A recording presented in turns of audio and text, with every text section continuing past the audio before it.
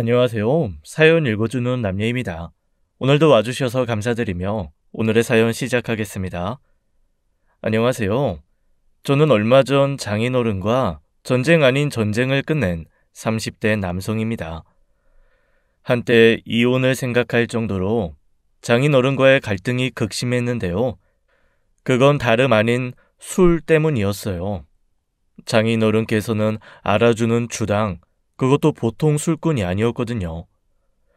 소개팅으로 만난 아내와 2년 연애를 하다 결혼 이야기가 나왔을 때 아내가 처음 했던 말도 술 이야기였어요. 오빠, 근데 우리 결혼 허락받으려면 우리 아빠랑 대작할 정도로 술은 마실 줄 알아야 하는데 괜찮겠어? 술? 아니 너 나 몰라? 아버님께서 어느 정도인지는 모르겠지만 나도 우리 회사에서 술하면 빠지지 않는 사람이야. 부장님이고 팀장님이고 다들 나만 있으면 된다고 하실 정도로 기분도 잘 맞춰드리는데 그거야말로 내가 사회생활하면서 얻은 전공이다 이 말씀이지. 근데 오빠, 나는 살면서 우리 아빠 이기는 사람을 본 적이 없어. 걱정 말라는데도 그러네. 뭐가 그렇게 걱정인데? 우리 아빠는 자기보다 술 약한 사위는 싫다고 하셨단 말이야. 신기하게 나나 주영이는 아빠 알코올 유전자를 하나도 못 받아서 맥주 한 잔이 전부라 아빠 평생의 한이 그거였거든. 그럼 장인어른 이번에 첫째 사위 덕분에 그 소원 푸시겠네. 그때 프로포즈를 받은 아내가 신혼집이나 대출, 결혼 날짜 같은 현실적인 이야기보다 주당인 장인어른 이야기를 먼저 한 것이 다 이유가 있었습니다. 그때 알아봤어야 해요. 장인어른은 제가 대작할 상대가 되기 힘들 정도로 술에 미쳐 있다는 것을요. 저도 저보다 나이 많은 상사나 거래처 사람을 만나면서 술이면 둘째 가라면 서러운 사람 많이 만나봤어요. 그래서 아내의 우려를 듣고도 안일하게 생각했던 것이죠. 처음엔 장인어른 좋아하신다는 꼼장어 집에서 장인어른과 장모님을 뵀습니다. 그때 장인어른은 제가 그 장소를 선택해 부른 것을 무척 마음에 들어 하셨어요. 요즘 애들 말로다가 참 센스가 있네 센스가. 장인 장모 처음 만나는 자리에는 의뢰 조용한 한정식 집이나 일식집 찾기 마련인데 여길 오자고 한 이유가 뭐야? 아버님께서 꼼장어에 소주 한잔 하시는 걸 그렇게 좋아하신다고 들어서요. 어머님께서도 좋아하시고요. 한정식 집도 좋지만 그렇게 경직되고 딱딱한 자리에서 만나면 더 긴장될까봐 일부러 좋아하시는 거 드시면서 이야기하는 게 좋다고 생각했습니다. 그때 장인어른은 제 대답에 씩 미소부터 지었습니다. 아내 말로는 그때부터 저는 이미 합격이나 다름없었다고 하더라고요. 장인어른의 만족스러운 그 미소와 이제 됐다는 아내의 은밀한 눈짓에 저도 확실한 도장을 찍고 싶었어요. 자, 받으시게. 술은 좀 하는 것 같은데. 저도 원래는 잘 못했는데 회사 다니면서 좀 배웠습니다. 그렇지. 회사 다니면 이래저래 술자리가 잦으니 자연히 그렇게 되어야지. 어떻게 된 게 사영이 제 회사는 직원들이 술을 못 마시면 그저 못 마시는 대로 둔다더구만. 그럼 대체 나 같은 사람은 누구랑 술을 마시냐 말이야. 진짜. 아빠, 시대에 뒤처지는 소리 좀 하지 말라니까. 요즘엔 회사에서 그랬다간 큰일 나요. 그것도 회사 생활의 연장선인데 술 못 마시는 직원도 무능력한 거 아니야? 아니 맞습니다. 그래서 어딜 가나 저 같은 직원은 꼭 있기 마련이니까요. 자, 드세요. 요즘엔 회사에서도 술을 강요하는 분위기가 아니다 보니 제가 상사들에게 인기가 있는 이유도 그겁니다.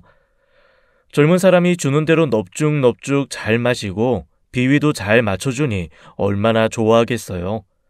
솔직히 저도 사회 초년생 때는 그게 너무 고역이었는데 이 기술이 결혼하는데 큰 도움이 될 줄 누가 알았겠나요? 그날 장인어른과 저는 소주 9병을 마셨습니다. 그리고도 둘 다 그날 일을 또렷이 기억할 정도로 괜찮았어요. 알딸딸한 취기가 있기는 있어서 장인어른은 비틀거리면서도 만족스러운 미소를 지으며 손을 흔들며 사라졌죠. 제가 잘하긴 했는지 다음날 아내는 기분 좋게 이야기를 하더라고요. 속은 괜찮아? 괜찮아. 장인 어른께서도 괜찮으셨어? 괜찮다 뿐이야. 아주 집에 가는 길부터 잠들기 직전까지 오빠 칭찬을 얼마나 하는지. 나보고 태어나서 제일 잘한 일이래. 아주 효녀래, 효녀. 나 오빠 덕분에 효녀 됐다니까. 고생한 보람이 있네. 나도 진짜 오랜만에 달린 거거든. 와, 근데 장인어른 진짜 세긴 세더라. 그렇게 마시는데도 눈 하나 풀리는 게 없어. 아빠가 마음에 든다고 하니까 한시름 놓긴 했는데 난 오빠가 걱정이다. 이게 끝이 아닐 텐데. 얼마든지. 그때 저는 기고만장해 있었어요. 분명 보통 분은 아니셨지만 그 정도면 충분히 제가 할 수 있다고 생각했으니까요. 물론 그 결혼에서 도망칠 기회는 있었습니다. 하지만 저는 아내를 사랑했어요. 결혼을 생각하고 시작한 만큼 여러모로 평생 살 수 있는 여자인지 아닌지 고려하고 만난 거거든요. 생활 습관, 취향, 뭐 하나 빠짐없이 잘 맞는 사람이라 아내와 함께 가정을 꾸리고 싶은 욕심이 컸죠. 결혼하면 장인어른이랑 삽니까? 어차피 나랑 살 사람은 아내인데 장인어른 주량 맞춰주는 게 뭐가 어렵다고 생각했겠어요. 그런데 이건 좀 아닌데 싶었던 건 그 뒤로 장인어른과 독대를 할 때가 많았다는 겁니다. 여보세요. 김서방. 날쌔. 오늘 저녁에 시간 좀 되나? 네, 아버님. 무슨 일이세요? 아이고, 내가 진짜 좋아하는 갈매기살 파는 가게가 있거든. 오늘 그 근처 일부러 나온 김에 거기나 가볼까 하다가 자네 생각이 나서 말이야. 저야 좋죠. 그럼 제가 끝나고 거기로 가겠습니다. 처음에 장인어른께서 아내가 없이도 저를 찾는다는 게 기뻤어요. 사위, 아니 마치 아들이라도 생긴 것처럼 저를 편하게 생각하시는 것 같아 가족으로 인정받은 기분이었죠. 그래서 제가 좀 오버한 부분도 없지 않아 있습니다. 내가 아주 평생의 한이었거든. 딸들이 어쩜 그렇게 지 엄마만 쏙 빼닮아 나왔는지 나랑 술 한잔 같이 해줄 애들이 없어. 이럴 줄 알았으면 내가 어떻게든 아들을 낳았지. 아무래도 저를 만나려고 그러셨나 봅니다, 장인어른. 아유, 그래. 나도 요즘 그 생각했어. 내가 그날 자네 술 받아먹는 게 아주 마음에 쏙 들었거든. 앞으로는 걱정 마십시오. 제가 장인어른 외롭게 술 마시지 않도록 평생 술친구 해드리겠습니다. 무슨 군 선임 앞에서 아양 부리듯 그렇게 선언을 해놨으니 뱉은 말은 지켜야 했지요. 그렇게 차곡차곡 쌓인 말이 있다 보니 나중에 후회를 하면서도 거절하기 힘든 것도 있었어요.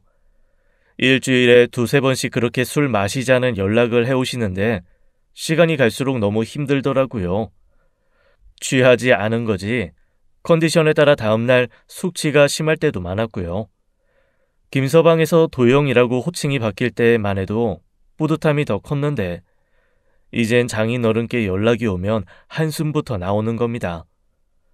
그러다 보니 저도 모르게 은근슬쩍 피하게 되는 날도 좀 있었습니다. 도영아, 오늘은 뿔소라 기가 막힌 곳 있는데 그 집이 또 숭어도 진짜 잘해. 저 장인어른은 어쩌죠? 저 오늘 야근이라서요. 끝나면 얼추 10시쯤 될 것 같은데요. 그래. 10시는 또 너무 늦지. 아쉽네. 그럼 내일은? 지금 제가 프로젝트 기간이라 이번 주는 내내 야근이에요. 죄송합니다. 저도 숭어 정말 좋아하는데 그냥 회사를 그만둘까요? 뭐? 아이고, 회사를 그만두면 안 되지. 알겠네.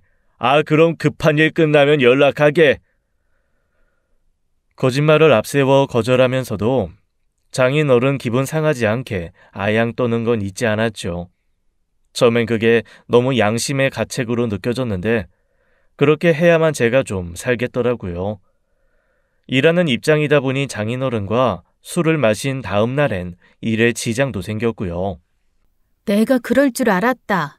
너무 오버한다 했어. 적당히 거절할 일이지 뭐하러 매일같이 다 받아줘? 이 정도일 줄은 몰랐지.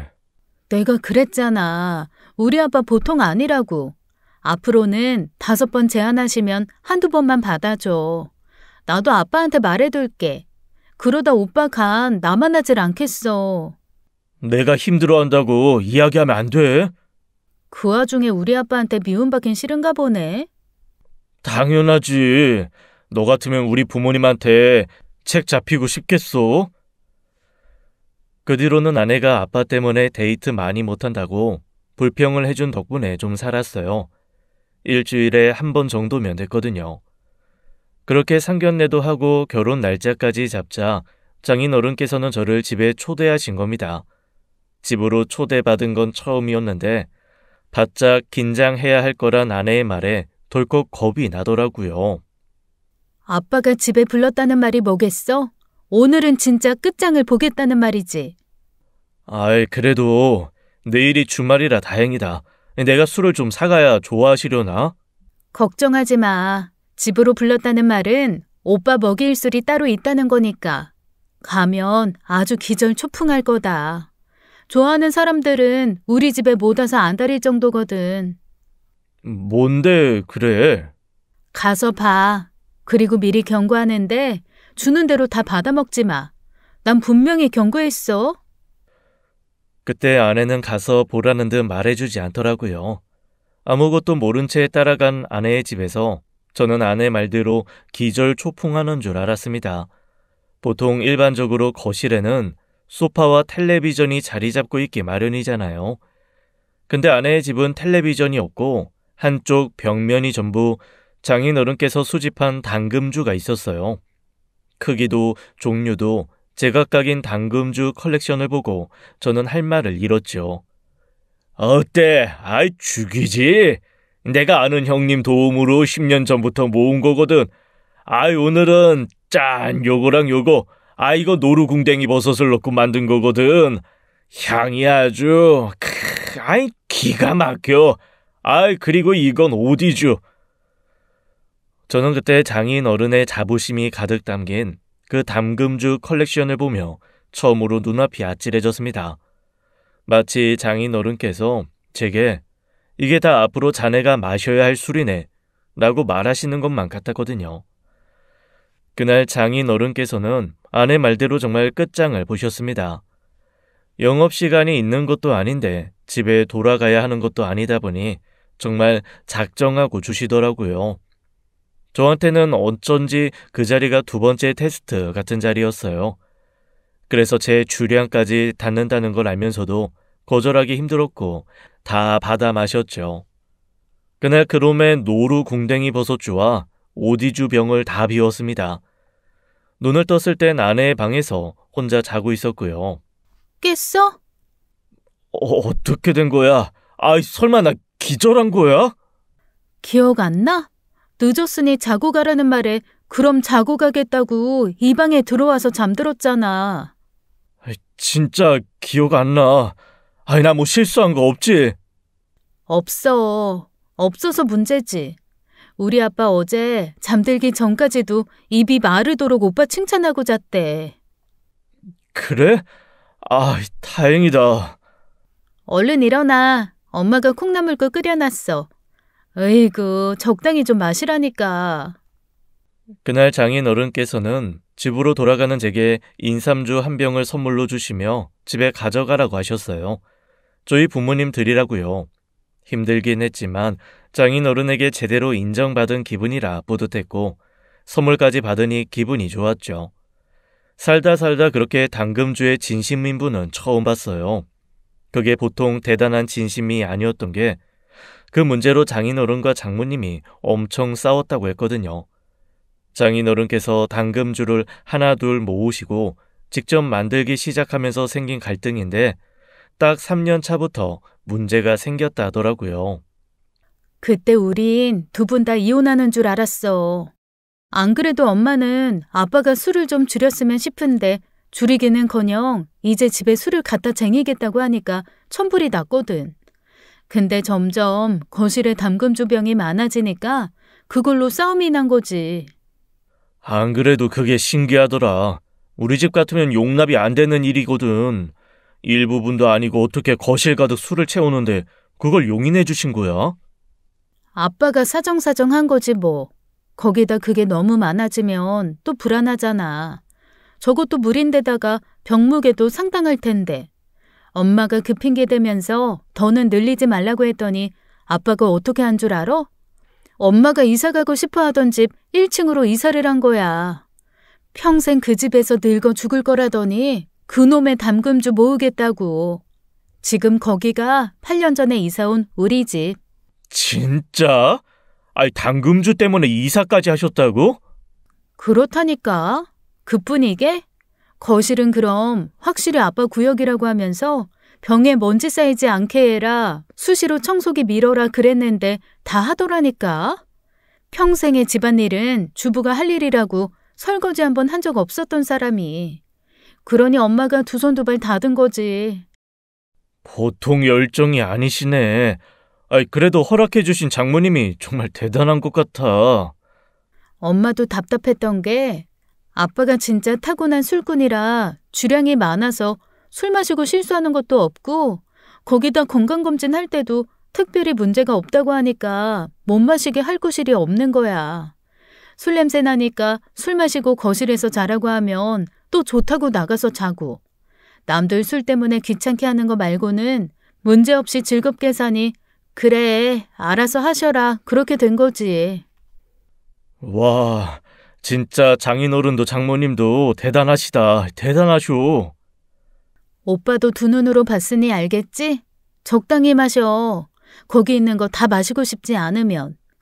아빠 그거 마셔줄 사람 없어서 모으기만 한 거야. 이제 모을 만큼 모았으니까 마시기만 할걸? 아내의 경고는 빈말이 아니었어요. 결혼식을 올리고 난 후 처가에 가면 그 당금 술병은 어김없이 열렸고 보통은 한 병은 다 비워야 끝날 자리였죠. 보통 주변 사람들에게 이런 이야기를 하면 그렇게 가슴에 와닿는 이야기는 아닌 것 같더라고요. 마시면 얼마나 마시겠냐. 장인이 그렇게 좋아하고 인정해 주시니 얼마나 좋은 일이냐면서요. 하지만 그게 정도라는 게 있잖아요. 처음이야 매일 가는 것도 아니니 괜찮다 싶었고 사실 대화도 잘 통하는 부분이 있어서 술 자리 자체는 괜찮았어요. 그런데 문제는 생각지도 못한 곳에 있었어요.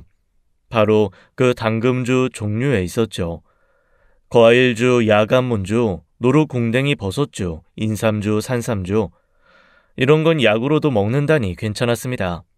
그냥 향이 좀 있는 소주라고 생각하고 마시면 그만이었어요. 근데요, 장인어른께서 선심이라는 걸 쓰는 날엔 아주 큰일이 나는 날이었어요. 그날은 장인어른께서도 어쩌다 한 번씩 한 잔만 꺼내서 마시는 아주 귀한 뚜껑이 열리는 날이었거든요. 자, 이거 봐. 이게 노동방주라고 하는 건데 말이야. 진짜 벌집으로 만든 거거든. 이게 바로 약주라고, 약주. 이거 한 잔이면 혈액순환, 관절 문제, 체력 문제로 병원 갈 일이 없어. 아, 자네 내가 이렇게 건강한 이유가 뭐라고 생각해? 남들은 술을 그렇게 퍼마시니 문제가 있을 거라고 하거든. 근데 나 매년 정기검진 가서 의사한테 칭찬받는 사람이거든. 내 또래 중에서도 이렇게 건강한 사람이 없다니까.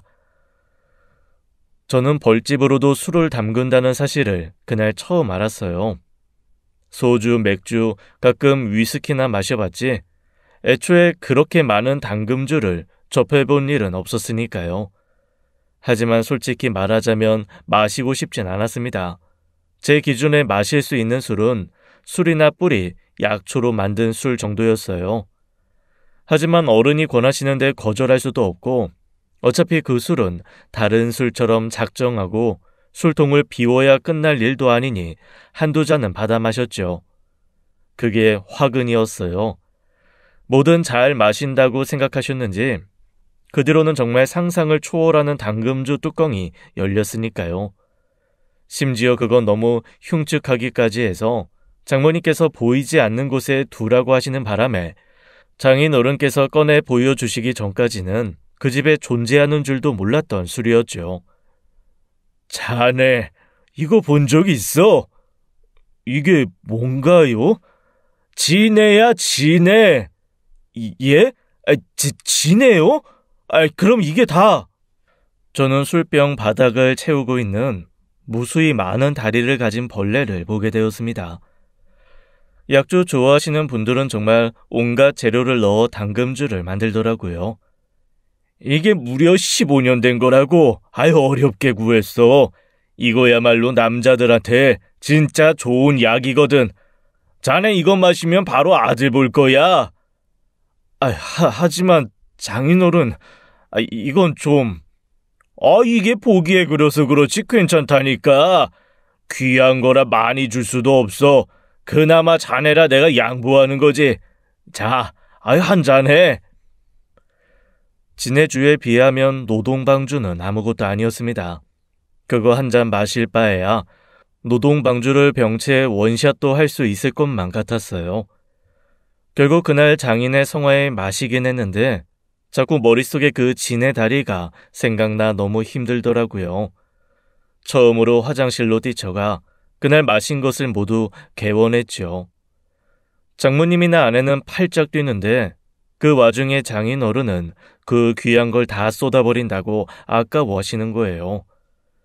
그 일로 마음이 좀 상해서 더는 처가에 가는 일이 즐겁지도 않더라고요.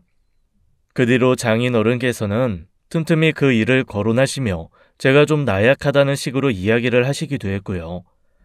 자꾸 실망이라는 식으로 이야기하시는데 마음 상한 걸로 치면 저도 만만치 않은데 싶어 앙금이 생긴 겁니다. 어디 가서는 먹고 싶어도 없으니 먹을 수도 없는 건데 왜 마다하는 거야? 당신한테나 귀하지 뭐 남들한테도 다 귀한 줄 알아요? 15년을 끼고 살면서도 나도 한 잔 마시고 싶단 생각해본 적이 없는데.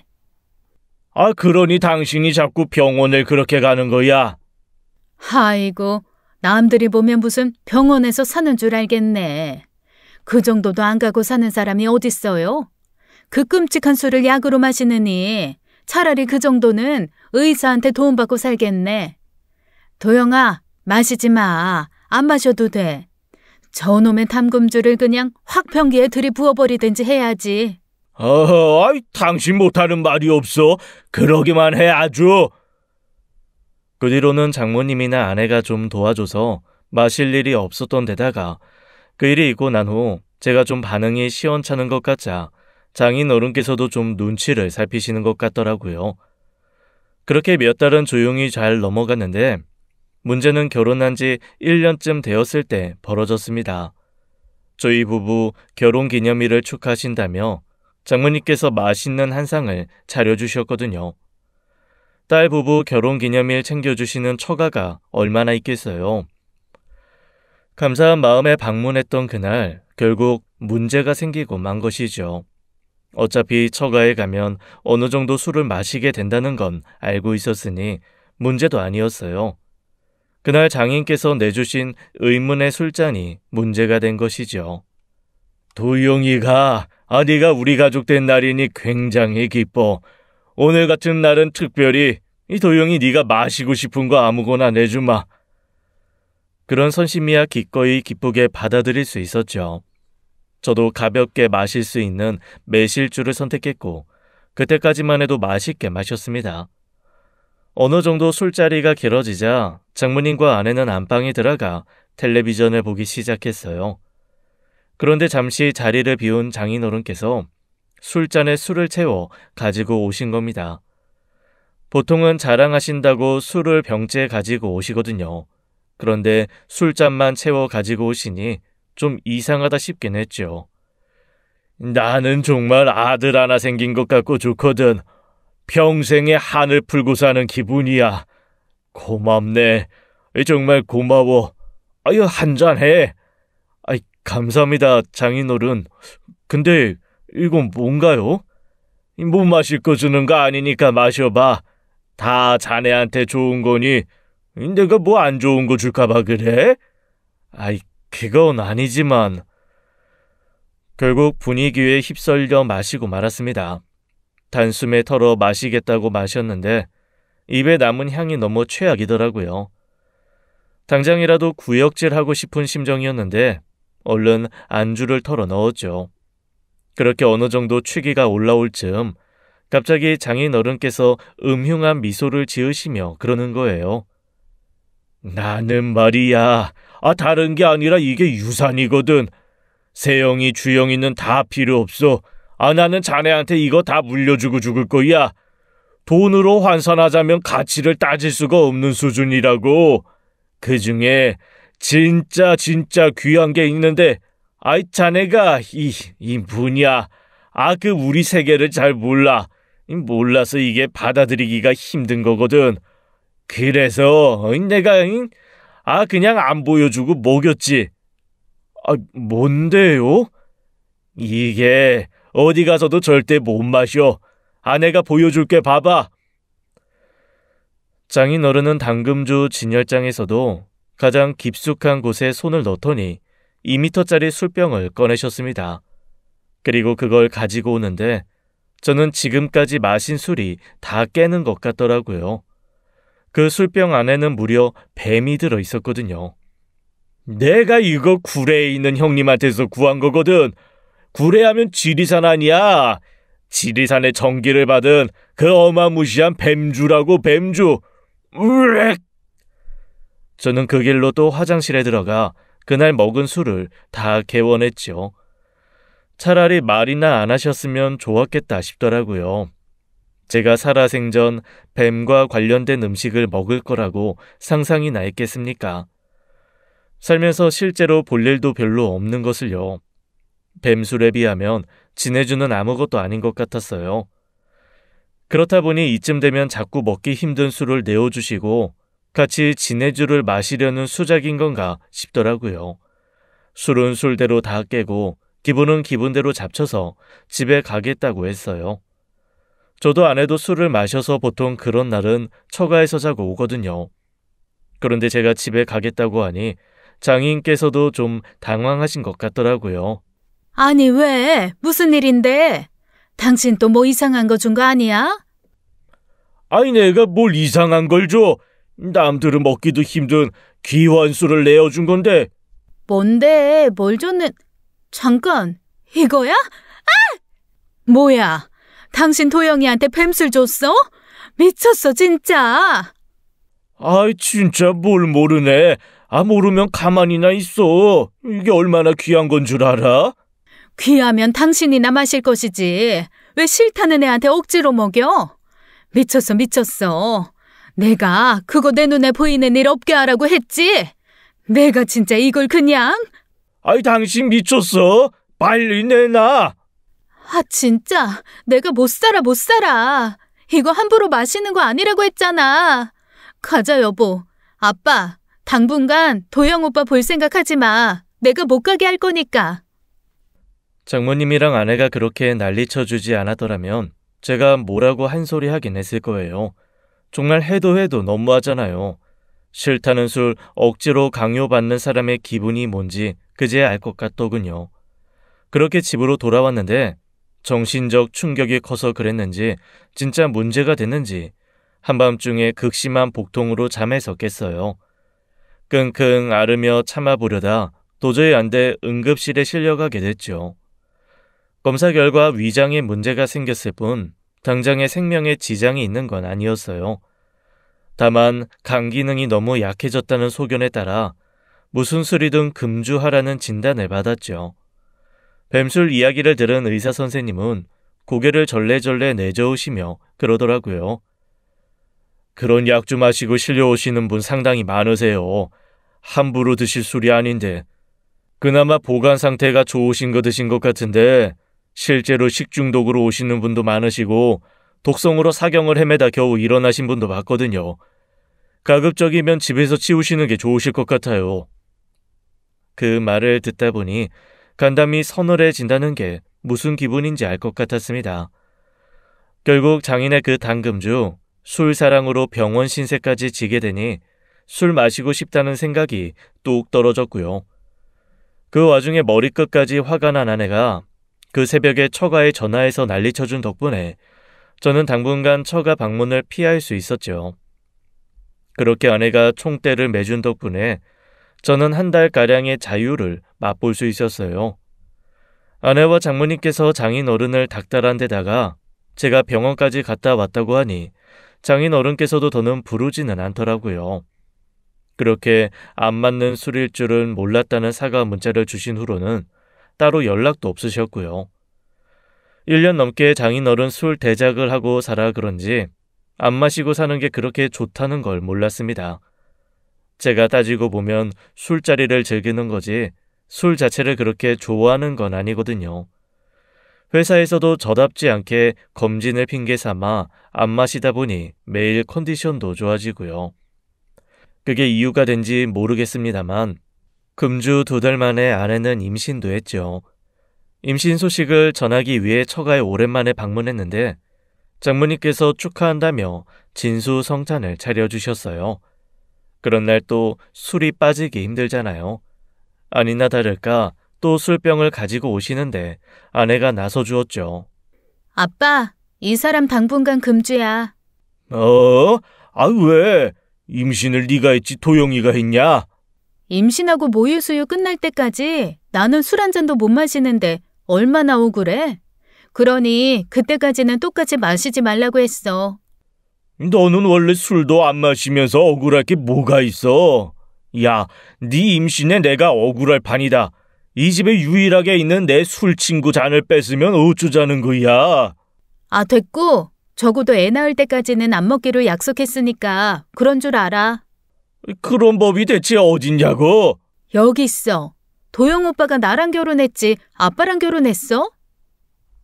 장인어른은 황당하다는 듯 꿀먹은 벙어리가 됐고 저는 어쩔 수 없다는 듯 멋쩍은 미소만 지었죠.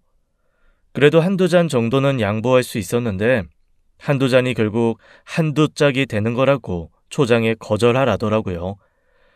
그렇게 처음으로 술 한 잔 없는 저녁을 먹게 된 것이죠. 장인어른께서는 영 흥이 안 나는지 그렇게 맛있는 음식을 두고도 먹는 둥 마는 둥 하셨고 결국 먼저 들어가 주무신다고 일찍 일어나시더라고요. 네 아빠 삐졌나 보다. 어지간해야지. 도영 오빠만 보면 술 마실 생각에 눈이 아주 초롱초롱해. 뭐 한두 잔 마시는 걸로 뭐라고 그래? 정도를 알아야지 정도를. 걱정하지 마 도영아. 내가 그때 마신 뱀술이랑 지내주 그거 안 치우면 이혼하겠다고 으름장을 놔서 지금 시골집에 가져다 놨어. 정말요? 감사합니다. 진작 치워버렸어야 했는데 저 사람 때문에 네가 보통 곤욕이었겠어? 그렇게 몇 달을 보냈을 거예요. 저야 몸도 마음도 편해졌는데 장인어른 뵐 때마다 삶에 낙이 없는 사람처럼 보여 좀 안타깝긴 했습니다. 장인어른께서는 진짜 술꾼 중에 술꾼이어서요. 술에 살고 술에 죽는 분 같았으니까요. 그런데 장인어른은 기어이 본인만의 해결법을 찾으시더라고요. 어느 날 처가에 갔더니 인삼과 당금주병, 당금주에 쓸 소주가 가득 있는 거예요. 잘 왔다 도영아. 이리 앉아 같이 만들자. 이게 뭐예요? 술 담그시게요? 너 금주 기간 동안은 이거나 같이 만들며 지내자고. 이거 만들어서 세영이 애 낳으면 한 잔 딱 죽이지. 모처럼 장인어른의 눈이 초롱초롱하게 빛나는 걸 봤습니다. 제가 함께 술을 마시지 못하는 동안엔 술을 만들면서 시간을 보내면 되겠다 싶었던 모양이에요. 같이 술을 마시는 것도 아니고 좋아하는 모습을 보니 그마저도 못하겠다는 소리는 안 나오더라고요. 그래서 그날은 같이 인삼주를 만들었죠. 장인어른께서는 다 좋은데 정도가 없다는 게 문제였어요. 그날을 기점으로 저는 새로운 곤욕이 생겼거든요. 방문할 때마다 각종 당금주를 만들어야 하는 새로운 미션이 생겨서요. 가끔 가서 만드는 일이야 즐겁게 할 수 있는 일이라지만 거의 매주 만들게 됐다고 생각해보세요. 우리 집은 편도로 3시간 거리에 있는데 처가는 편도 30분 거리라 방문도 잦았거든요. 게다가 임신 후 힘들어하는 아내가 장모님과 함께 보내는 시간이 많아지면서 더 자주 뵙게 되었고요. 그러니 아내가 임신하는 사이 당금주가 얼마나 많아졌겠나요? 오늘은 뭔데? 잔데, 크기도 모양도 죽이지? 어이구, 이번엔 또 얼마를 주고 사왔을라고? 얼마든 그게 무슨 상관이야. 우리 손주 태어나 20살 되면 같이 마실 거야. 어때? 할아버지와 아버지가 함께 만든 손주 탄생 기념주. 방심하지 마. 당신간이 뭐 천년만년 건강할 것 같아? 당신도 늙었어. 손주 생겨도 그렇게 마시면 애 20살 기념주가 아니라 당신 제사상 음복주 되기 십상이야. 아유, 당신은 무슨 말을 해도 꾹 걱정하지 마. 내가 기필코 이 술 한 잔 손주랑 나눠 마실 작정으로 살아남을 테니까. 아이가 태어나기 전까지 장인어른께서는 갖가지 핑계를 대가며 각종 술을 만들었죠. 제가 결혼에 처가에 드나들면서 비워둔 술병이 몇 병인데요. 1년 만에 도루묵 되는 거 보면서 얼마나 허탈했는지 아시겠어요? 술 좋아하시는 분이라 그게 다 비워진다고 해서 금주하실 거로 생각한 건 아니지만요. 비워가는 뿌듯함이 있었는데 한 병 한 병 채워질 때마다 저걸 나도 모자라 내 자식까지 책임져야 하는구나 싶어 간담이 서늘해졌죠. 그러다 아내가 산딸을 앞둔 어느 날이었어요. 장인어른께서 갑자기 등산을 가자고 하는 거예요. 무슨 안주에 어떤 술을 마실까 말고는 제안이라고는 하질 않는 장인이라 어리둥절했죠. 대체 무슨 바람이 불어 갑자기 등산이래? 그러게. 아버님이 등산 가자고 한 건 또 처음이라 당황스럽기까지 하네. 아빠도 이제 정신 차리나 보다. 이참에 술 말고 다른 취미 만들 수 있게 잘 다녀와. 차라리 매주 산을 따라다니는 게 훨씬 나을 것 같아. 다녀올게.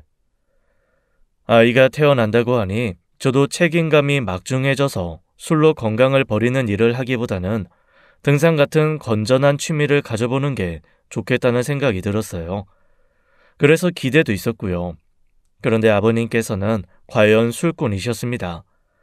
등산은 그저 저를 그곳에 데려가기 위한 수단에 불과했거든요.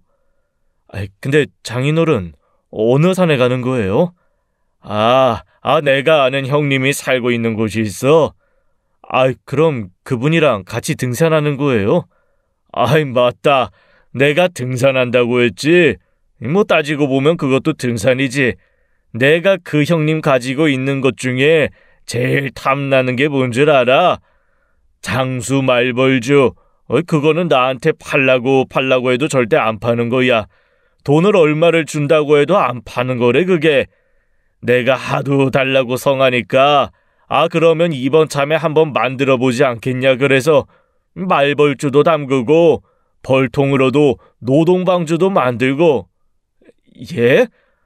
그럼 지금 등산 가는 게 아니라 술에 담글 장수말벌 잡으러 가는 거예요? 맞아. 그거 위험한 거 아니에요? 아니야. 그 형님이 사실 반양봉업자거든. 하나도 안 위험해. 무서우면 빠져 있어. 그 형님이 다 알아서 해준다고 했으니까. 그럼 저를 왜 데려가는 거예요, 장인어른? 저는 그렇게 이야기하고 싶었지만 차마 입술이 떨어지진 않았습니다. 장인어른께서 등산에 가자고 했을 때부터 이상한 일이긴 했어요. 저나 아내나 장인어른을 너무 일반적인 사람들 기준으로 생각해 방심한 것이 문제였죠. 장인어른은 그것도 등산이면 등산이라고 했지만 좋은 공기 마시며 아이가 건강하게 태어나게 해달라고 산신령한테 빌 시간도 없었어요. 산 아래 집 한 채 덩그러니 있는 그 집에 가더니 장인어른 형님이라는 분이 나오셨고 그분은 자연스레 저와 아버님께 양복 모자와 장갑을 주시더라고요. 자네는 벌 잡아본 적 있나? 벌을 잡아다 뭐해요? 라고 대답하고 싶었지만 저는 어색하게 웃으며 고개를 내젓기만 했습니다.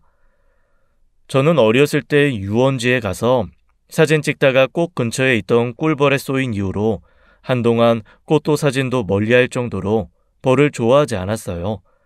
그런데 장수 말벌이라뇨. 제 심정은 그러거나 말거나 장인 어른께서는 신이 나셨고 이미 말벌줄을 손에 넣기라도 한 것 같더라고요. 저는 불현듯 의사 선생님이 하셨던 말이 생각나 물었어요. 근데요, 병원에서는 생물로 술을 담가 마시는 게 좋진 않다고 하던데요. 아, 의사들이 뭘 알아. 이 산에서는 내가 의사인데 말벌집은 노동방이라고 동의보감에도 나오는 약재야. 거기다 말벌은 애벌레까지도 버릴 게 하나도 없는 귀한 재료라고. 우리 선조들 양약 없이도 잘만 살았어. 내가 장수 말벌주 하나 마시고 병원에 가본 적이 없다고. 아, 얘가 도신놈이라 촌스러워서 뭘 몰라 그래. 아마 우리 나이 때쯤 되면 전국 팔도를 찾아다니면서 마시겠지. 의사 없이도 사는 사람이 있다더니 그분은 장인어른 지인답게 장인어른과 똑같은 분이셨습니다. 두 번 하시는 이야기를 듣고 있자면 장모님 복장 터지는 소리가 여기까지 들리더라고요. 그렇게 지인이 알고 계시다는 말벌집 위치까지 따라가 봤더니 멀리서도 그 소리가 선명하게 들리더라고요. 날개 소리가 저는 무슨 헬리콥터 소리인 줄 알았어요. 제가 아버님 말 맞다나 도신놈이라 촌스러워 그런지 모르겠지만 그 소리만 들어도 오금이 저리더라고요. 도저히 가까이 다가갈 재간이 없어 체면도 내려놓고 목 타겠다 했어요.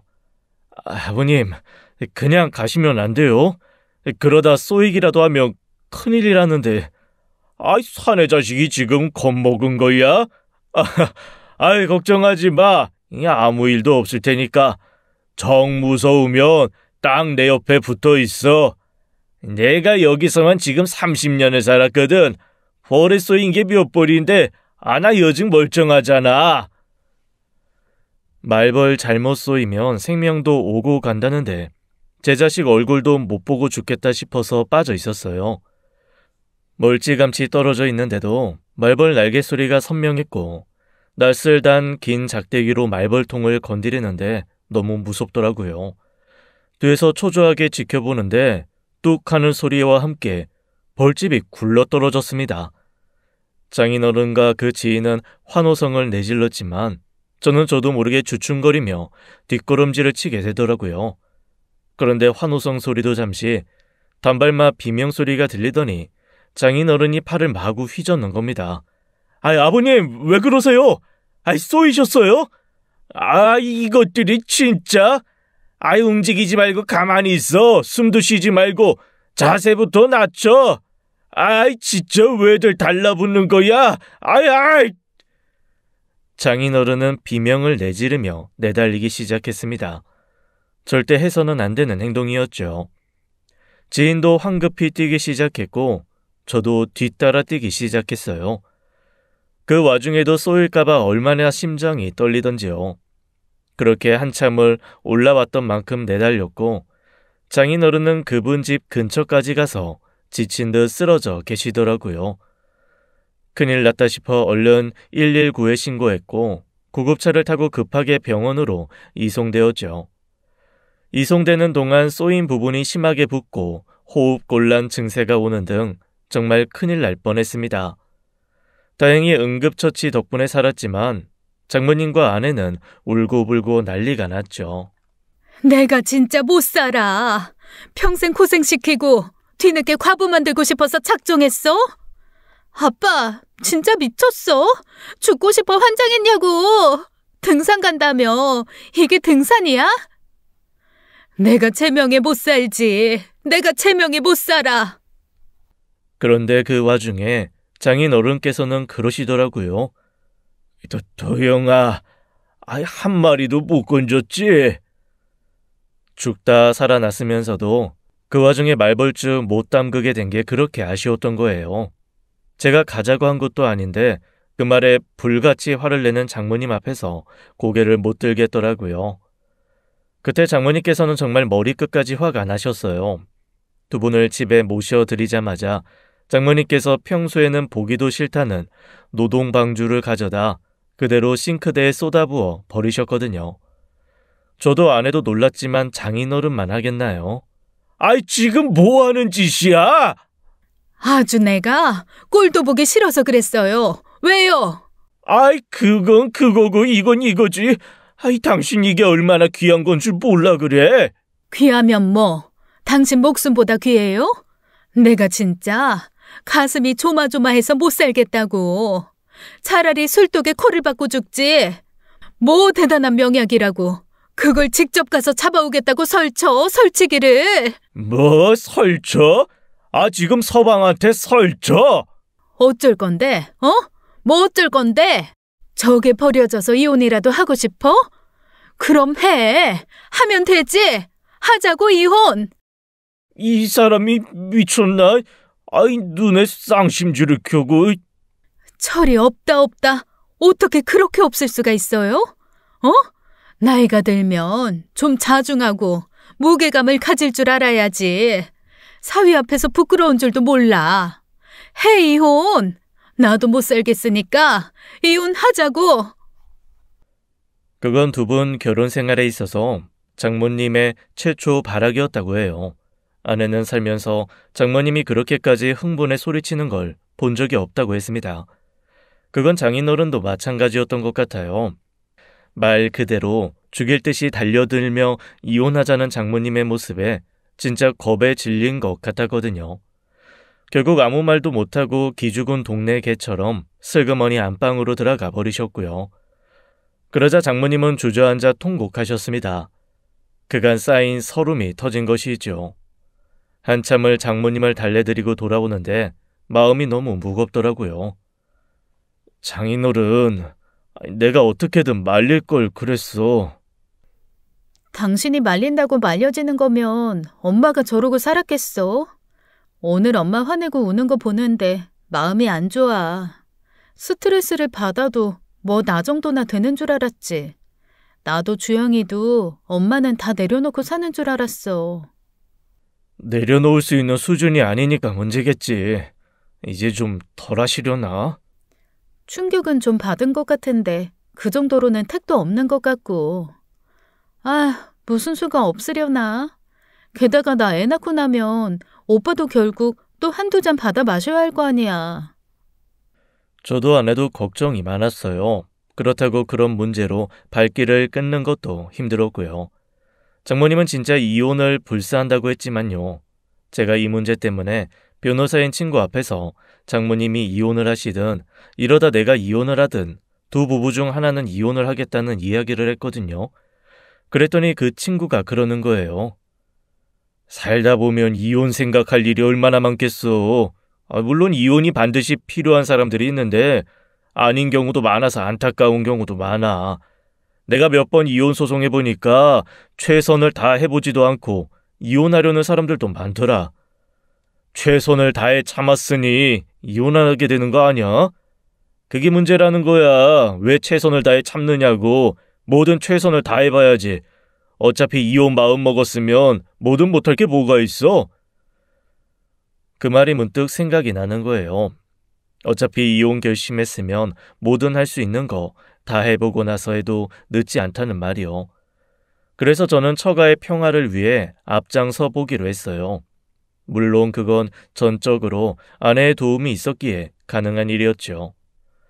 장모님께서 그 난리를 친 후에는 혐오스러운 술을 멀리 하셨지만 아내가 아이를 낳고 난 후에는 다시 저를 불러다 대작하는 일이 점점 늘었습니다. 그래서 저희는 작전대로 주는 대로 다 받아먹고 취해보기로 했어요. 정확히는 취한 척을 한 것이죠. 이판사판 뭐 아니면 도였으니까요. 근데요 장인어른, 나 진짜 못 마시겠는데. 뭐야, 도영이 너 고작 소맥에 벌써 취한 거야? 거봐. 술도 안 마시면 주량이 줄어든다고. 세영이 저거 임신했다고 다 맞춰주니까 이 지경이 된 거 아니야? 근데요, 그게 뭐가 문제예요? 뭐? 제가 술 안 마셔 우리 마누라가 좋아하는 건데 뭐가 문제예요? 그거야? 이야, 장인어른이 안 좋으시구나. 근데요, 장인어른, 제가 술 안 마셔도 저도 건강해지고 장모님도 좋아하시고 우리 마누라도 좋아하고 우리 준서도 아빠한테 술 냄새 안 나서 좋으니까 다 좋은 거잖아요. 근데 딱 한 사람, 장인어른만 싫어하시네? 다 좋은데 장인어른 한 사람만 안 좋은 거네요? 뭐야, 너도 좋은 거 아니야? 술 좋아하잖아. 에이, 적당해야 좋죠. 장인어른 너무 마시잖아. 왜 숨을 쉬고 사세요? 술이 그렇게 좋으면 아가미 만들어다 술독에서 살지. 저는 정말 미친 척하고 그냥 내질렀어요. 적당한 취기가 있어 가능한 일이었죠. 아내는 안방에서 애 보는 척하고 듣고 있었다는데 웃음 찾느라 혼났다더라고요. 어리둥절에 김서방 왜 저려나는 장모님한테 미리 언질해 줬더니 속이 다 시원하다고 하셨고요. 하기 전에는 과연 제가 할 수 있을까 싶었는데 하고 나니까 생각보다 어려운 일도 아니었어요. 게다가 그게 먹혔는지 이틀에 한 번꼴로는 연락했던 장인께서 일주일 동안 연락도 안 하셨고요. 아빠 제대로 충격받았나 보다. 당신이랑 대작하는 게 취미인 양반이 아직까지도 연락 없는 걸 보면. 하지만 그 효과는 일주일 만에 끝나고 말았습니다. 그 뒤로 다시 부르시길래 결국 가서 또 몇 잔 마시고 똑같은 말을 반복했죠. 우리 지금 부어라 마셔라 해서 좋은 사람 장인어른밖에 더 있냐고. 우리 아버지가 이러다 저 간암 걸려 먼저 가는 거 아니냐고 걱정이 이만저만이 아니라면서요. 그랬더니 또 한 2주는 연락이 없으시더라고요. 네 아빠가 사돈 이야기 듣고 좀 뜨끔하셨던 모양이야. 남의 자식 불러다가 그렇게 술만 먹인다는 걸 아신다고 생각하니 민망했는지 원래는 반주도 즐기는 양반이 요즘엔 술 없이 밥도 먹더라니까. 정말요? 효과가 좀 있는 것 같아서 다행이네요. 도영아, 힘들겠지만 부탁 좀 하자. 나나 애들 말은 전혀 들어먹질 않아서 문제였는데 이제 좀 먹히는 것 같아서 내가 얼마나 좋은지 몰라. 장모님께서 그렇게 말씀해 주시니 사명감마저 느껴지더라고요. 어떻게 해서든 장인어른 술을 줄이게 해야겠다, 그런 사명감이요. 그 뒤로 장인어른께서는 확실히 술을 많이 줄이시긴 했습니다. 제게 술을 먹여도 적당히만 주시더라고요. 그런데 문제는 기분이었어요. 기분이 좋으면 술꾼들은 한없이 술을 들이마시다 결국 한 방에 가곤 하잖아요. 그날은 지방에 사는 처제가 승진 소식을 전해온 날이었습니다. 결혼도 마다하고 일에 매달려 사는데 제대로 인정도 못 받는 것 같다고 속상해하는 터라 경사 중에 경사였죠. 그날 결국 대형 사고가 터지고 만 거예요. 누가요? 제가요. 이 일로 장인과 냉전 아닌 냉전이 시작되었고 저는 결혼 후 처음으로 처가의 출입 금지를 당했거든요. 처음엔 소맥으로 시작한 술자리였습니다. 정작 주인공은 있지도 않았는데 기분 내고 싶으시다고 저녁을 드시고 도라지 소주 주문해 놓고 시작했죠. 그렇게 한 잔, 두 잔 마시다 보니 또 기분이 좋으셨는지 기어이 당금주 병을 또 여신 거예요. 이런 날 마시려고 담은 술이지. 전에 내 술병 많이 따봤어도 죽순주는 처음이지. 저 여기 있는 거 다 처음이에요. 이게 은근 귀한 거거든. 죽순 자체가 진짜 물 맑고 공기 좋은 곳에서 자라는 거라 그 향이 진짜 예술이야. 죽여 좀 마셔봐. 그날 장인어른께서 주신 죽순주는 정말 맛있었습니다.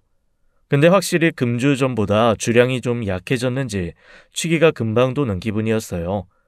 이번엔 또 무슨 헛소리로 장인어른 술을 좀 줄이게 할까 싶어 고민하며 한 잔, 두 잔, 그렇게 죽순주 2리터를 다 비웠고 송군 봉주 2잔 마신 것까지는 기억해요. 정신을 차렸을 때는 아침이었고 저는 울렁거리는 숙취를 느끼며 일어났죠. 얼마나 마셨는지 방 안에서도 술 냄새가 진동을 하는 거예요. 물이라도 한 잔 해야겠다 싶어 문을 연 저는 그대로 얼어붙고 말았습니다. 장인어른의 그 당금주병 상당수가 깨져 마대자루를 채우고 있는 거예요. 온 집안은 술 냄새가 진동했고요. 딱 봐도 그 수가 확연히 줄었다 싶은 게 느껴졌죠. 이게 어떻게 된 일이야? 기억 안 나지?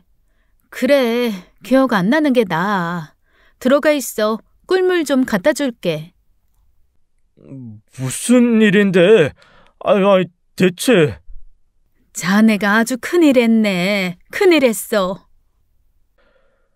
장모님께서는 그렇게 하시며 대야를 들고 나오시더라고요. 보니 술 냄새가 진동하는 각종 약재들이었습니다. 원래는 당금주에 들어 있어야 할 그 약재들이요. 여보, 준서 엄마, 설마 아니지? 왜 아니겠어. 당신 탓할 사람 한 사람뿐이니까 걱정하지 마. 진짜? 내가 그랬다는 거야? 저걸 내가 다 깼다고? 응, 그것도 아주 시원하게. 아내는 왠지 모를 뿌듯한 미소를 지으며 그렇게 이야기했습니다. 듣자하니 안방에서 아이를 재운 후 장모님과 드라마를 보고 있던 아내가 뭔가 깨지는 소리가 나와 봤대요. 그랬더니 제가 아버님 골프채를 들고 휘두르며 그랬다는 거예요. 가까이 오지 마세요. 내가 저놈의 당금주를 아주 그냥... 도영아, 왜 이러는 거야? 미쳤어? 일이네. 골프채 일이네.